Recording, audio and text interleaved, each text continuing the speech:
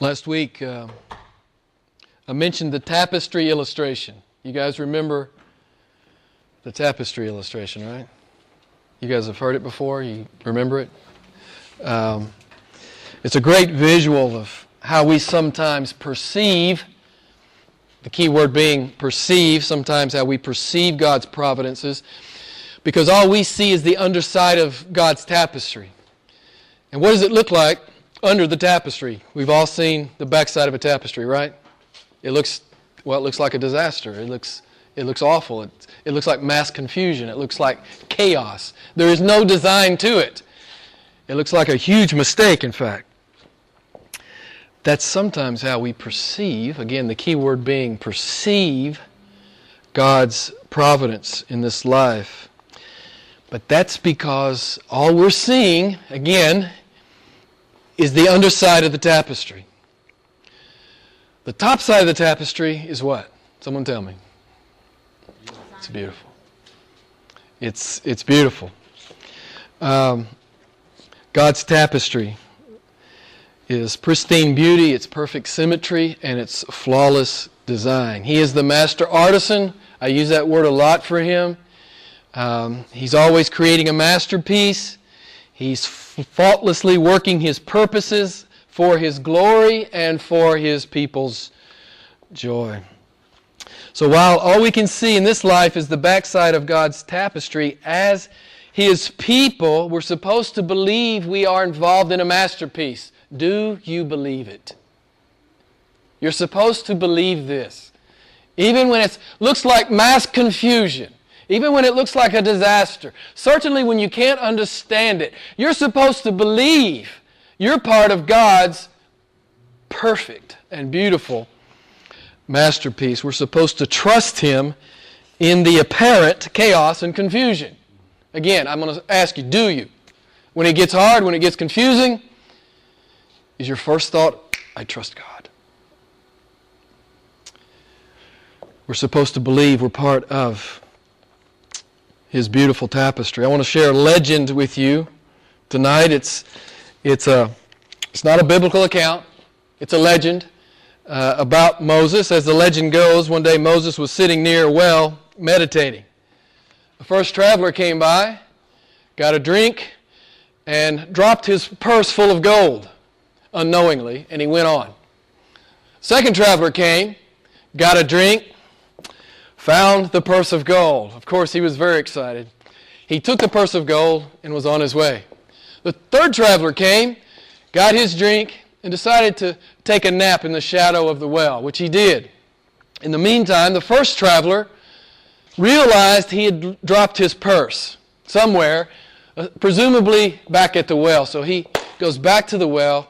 He encounters the third man taking the nap. He demands his money. And the third traveler doesn't know anything about the money, right? An argument ensues, and the first traveler kills the third traveler. Moses complains to God. This is all messed up, right? This is all messed up, as Moses complains. Why should the first man lose his purse and become a murderer? Why should the second man have gotten the purse full of gold without ever working for it? Why should the third man, who was completely innocent, be slain? Good questions all. As the legend goes, God explained the design in this apparent disorder. He said the first man was a thief's son, and his purse contained money stolen by his father from the father of the second man, who, finding the purse, only received what was his.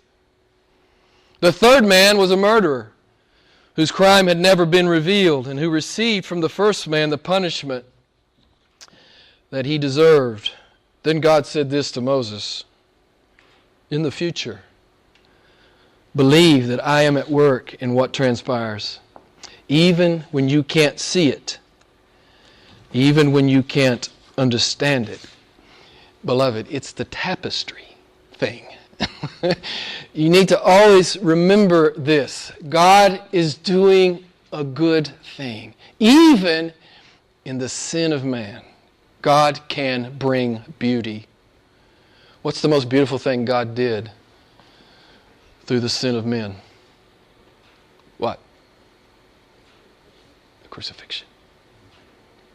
Evil men of their own free will crucified Christ. God used it to save you and me. God's always doing at least a billion things all at once. We can never even begin to fully parse all that He's doing. It's one of my FAQs, frequently asked questions as a pastor. Jim, why is this happening in my life? Why did God do this? Why did He not do that? Why has this happened? Why has this come to me? What's going on? What's God doing? Jim, tell me. I don't know. Many times I have to say, I don't know, but here's what I do know, and you've heard me say this before. I know it's good. Even if it hurts, it's good. Even if it's hard, it's good. This is what the Bible teaches us. I remind people, unlike the legend that I shared with you just a moment ago, God does not explain Himself to any man. He doesn't owe an explanation to any man. He doesn't offer an explanation to any man. Even His children, God does not explain Himself. The Bible is not an explanation. What is the Bible? It's a revelation. God's not explaining Himself to His creatures. He's revealing Himself to His creatures. God does not explain Himself to anyone. Anyone. And it's an arrogant thing for a creature to demand an explanation from his Creator. I'm sure you can clearly see that. So God does not give an explanation. He gives a revelation. I love what the old Scottish preacher said. I heard him speaking one time. I don't remember his name, but he says, you always know what God is going to be like, but you don't ever know what He's going to do. You really don't. You don't really know what He's going to do. He's always going to be like He is. He's always going to be unchangeably perfect in character and in deed.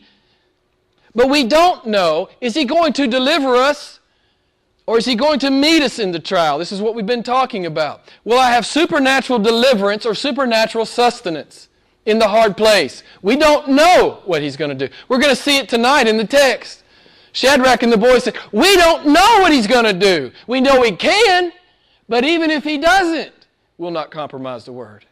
We'll not bow to you. As God's people, listen, beloved, we don't need an explanation. Why do we not need an explanation?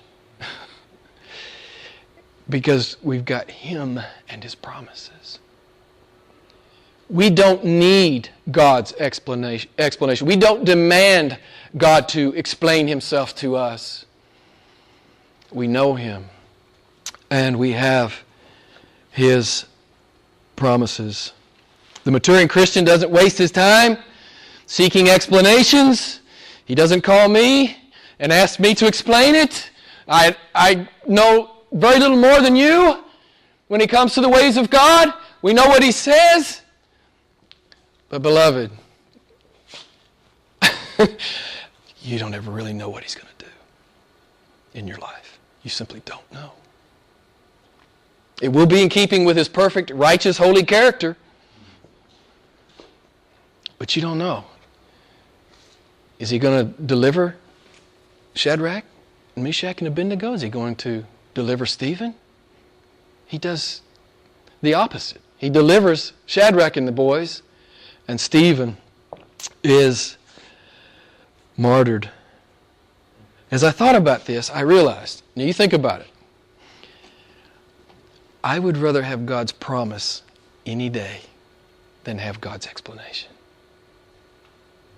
I think if you think about it more than 10 seconds, you would come to understand I would rather have God's promise more than His explanation. I thought I would dissect Romans 8:28 for you. Just take a few minutes and just have some fun with this. God says, Romans 8:28, I will cause. What is He saying? He says, I will make happen, I will bring about, I will produce, I will instigate, I will create. I will cause what? I will cause all things. Not a few, not some, not several, not many, not most, all things.